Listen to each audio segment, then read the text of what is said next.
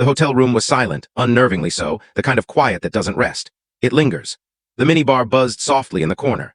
A dim bulb above the desk flickered once, as if debating whether to give out, and the air conditioner ticked just enough to remind me I wasn't dreaming. I was 500 miles from home, sipping cheap whiskey from a plastic cup, half watching an infomercial about high-powered flashlights. Then my phone rang. I nearly didn't pick up. The screen flashed Maddie's name, and she never called this late. My thumb hesitated, pulse already climbing. I answered on the third ring. "Daddy?" Her voice was thick with tears.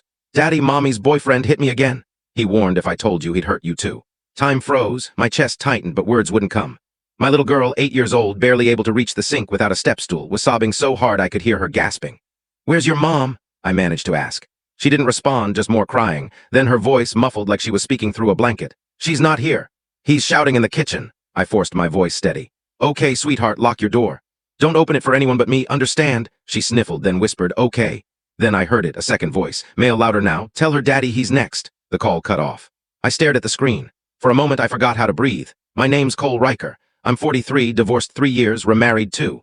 My ex-wife got full custody, convincing the courts I was too volatile, that my history made me a threat.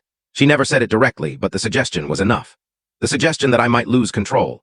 That because I once wore a uniform, carried a rifle, served in units that didn't officially exist, I couldn't be trusted with bedtime stories or homework checks.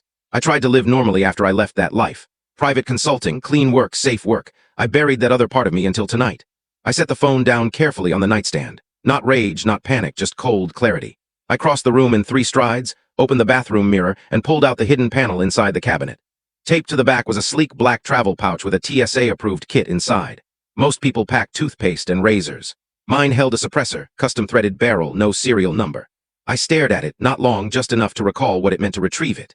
Then I grabbed my burner phone from inside my boot, powered it on, and dialed a number I hadn't touched in 9 years. It rang once, then twice. "Then still alive," a voice answered. "I need a car and a backup in the air in 2 hours." Silence. Then got a name. "Mark." Another pause. "You back in?" I didn't respond. "Terminal D in 90. He hung up. I stood in that hotel bathroom, staring at my reflection. I didn't see the man my wife left, not the one she smeared in court. I saw who I was before and what I swore I'd never become again. But when your daughter says she's too scared to speak because the man in her house threatened you too, you don't call attorneys. You call war. I packed light, just enough to breeze through TSA without raising eyebrows. Everything else I needed was waiting at the other end. At the airport, I kept quiet. Not a word to the cab driver, the check-in agent, or the overly cheery flight attendant at the gate. When I settled into row 3 window seat, he was already there. Faded jacket, faint scar along his jaw, looking like he'd walked out of a covert op. I can't tell you the full story in this short video. If you want to see the full story, the link is given below. Click on it to watch the full story.